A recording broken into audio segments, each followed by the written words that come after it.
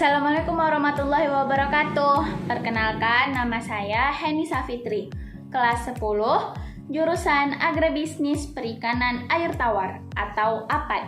Saya bersekolah di SMK Negeri Perikanan Provinsi Riau. Di video kali ini saya akan menjelaskan tentang implementasi 4A. Saat ini kondisi ekosistem mangrove Indonesia mengalami tekanan. Kerusakan ekosistem mangrove terlihat hampir di sepanjang pantai Indonesia. Hal ini banyak terjadi dikarenakan terjadinya pengambilan atau penebangan ekosistem mangrove secara berlebihan.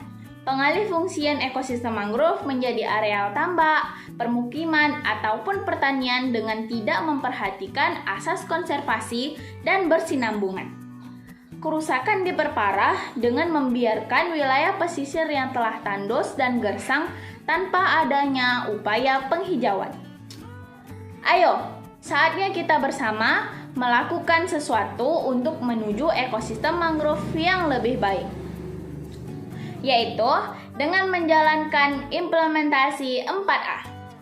Yang pertama yaitu amati. Data merupakan dasar dari setiap keputusan yang akan kita ambil ke depan untuk mencapai tujuan kita. Data ekosistem mangrove terkini atau update perlu kita dapatkan. Data tersebut bisa kita ambil dengan melakukan pengamatan secara langsung. 1. Langkah awal dalam melakukan pengamatan adalah menentukan lokasi. Lokasi pengamatan dapat dilakukan dengan mengumpulkan informasi keberadaan ekosistem mangrove di sekitar kita. Informasi tersebut bisa kita peroleh di dinas terkait atau melakukan wawancara dengan nelayan. Dalam penentuan lokasi yang perlu diperhatikan adalah aksesibilitas dan keselamatan dalam melakukan pengamatan. 2. Buatlah denah dari lokasi ekosistem mangrove yang hendak diamati. Pembuatan denah dilakukan dengan pemindahan peta skala besar yang dapat kita peroleh ke kertas lain yang lebih kecil dan sederhana. Jangan lupa sertakan simbol-simbol penting seperti posisi desa terdekat, tanda suar, arah jalan, dan sebagainya. Siapkan peralatannya sebagai berikut. 1. Meteran roll 50 meter. Fungsinya untuk membuat transek. 2. Kompas. Fungsinya sebagai petunjuk arah. 3. Buku identifikasi mangrove. Fungsinya untuk membantu dalam mengidentifikasi jenis-jenis mangrove. 4. Tali plastik. Fungsinya untuk membuat petak stasiun pengamatan. 5. Patok kayu. Fungsinya untuk menjadi penanda awal transek jika dibutuhkan. 6. Papan berjalan. Fungsinya sebagai alas untuk menulis. 7. Formulir pengamatan. Fungsinya sebagai tempat menulis data pengamatan dan mengenali jenis mangrove. 8. Pensil atau pulpen. Fungsinya sebagai alat tulis. 9. Plastik strap. Fungsinya untuk menyimpan prepat yaitu bunga, buah, atau daun jika tidak berhasil menemukan jenisnya dalam buku identifikasi. 10. Kamera.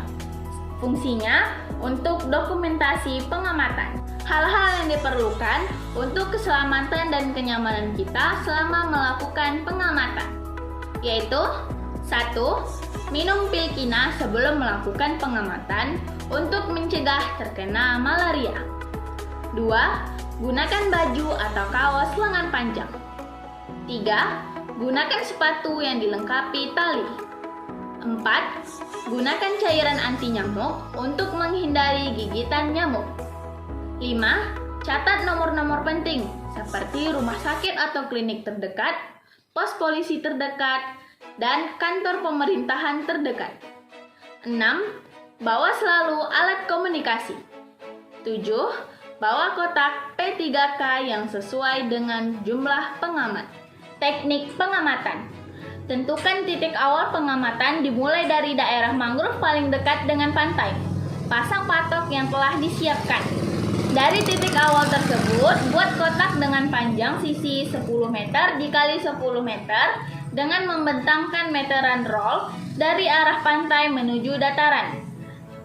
sejauh 10 meter. Untuk memastikan kotak tegak lurus garis pantai, gunakan kompas. Selanjutnya, bagi kotak pengamatan menjadi 5 meter dikali 5 meter. Kemudian, buat kotak 1 meter dikali 1 meter sebanyak 3 buah secara diagonal di dalam kotak berukuran 5 meter dikali 5 meter tersebut. Lakukan pengamatan pada masing-masing kotak sesuai peruntukan transek, yaitu 1. Transek 10 meter dikali 10 meter untuk mengamati tegakan atau pohon mangrove. 2. Transek 5 meter kali 5 meter untuk mengamati pancang.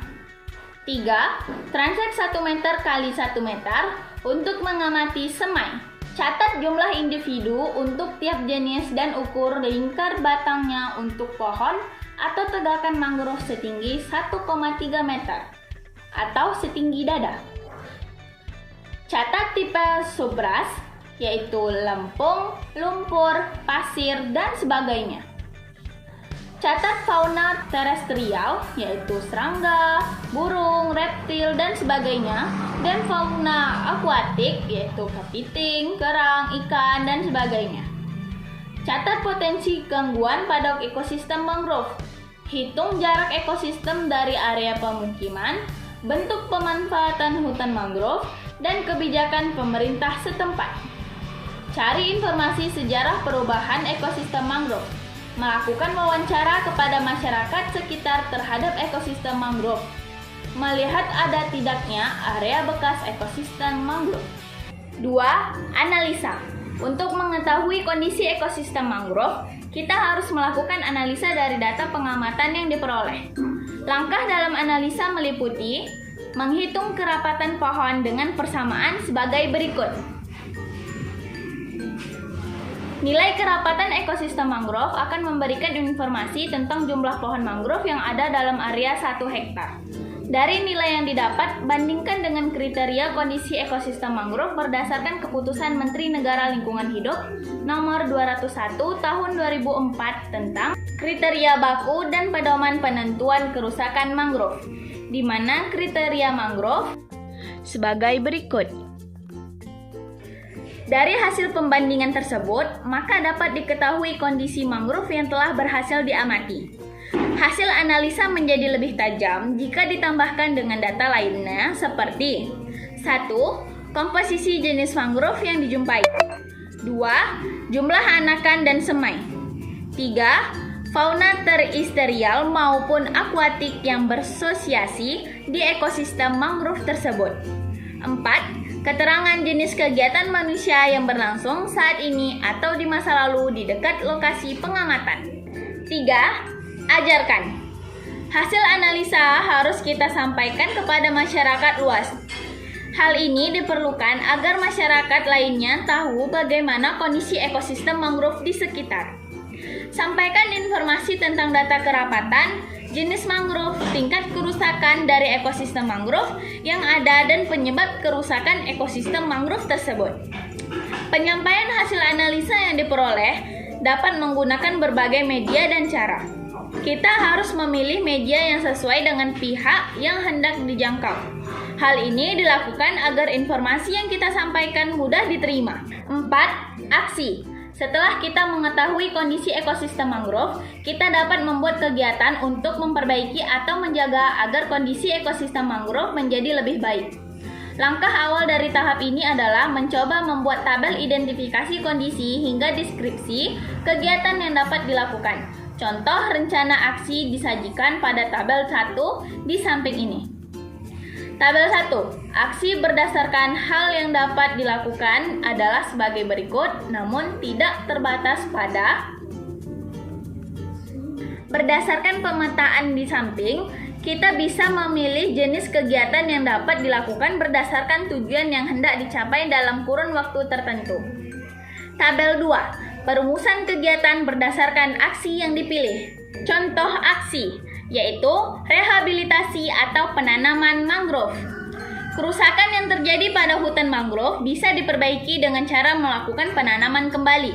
Dalam melakukan penanaman mangrove, bisa dengan menggunakan dua macam teknik. Yang pertama, menanam langsung dari buahnya, yaitu penanaman tanpa melakukan persemaian terlebih dahulu, di mana buah mangrove yang sudah matang langsung ditanam di lokasi penanaman. Tingkat keberhasilannya yaitu sekitar 20 hingga 30%. 2. Melalui persemaian bibit mangrove, yaitu melakukan penyemaian terlebih dahulu di lokasi yang berdekatan dengan lokasi tanam. Setelah bibit tumbuh, baru ditanam di lokasi tanam. Tingkat keberhasilan teknik ini sekitar 60 hingga 80%. Nah, itu tadi penjelasan dari saya mengenai 4A. Amati, analisa, ajarkan, dan aksi. Ayo, kita sebagai generasi muda harus semangat untuk menghidupkan kembali pantai-pantai Indonesia.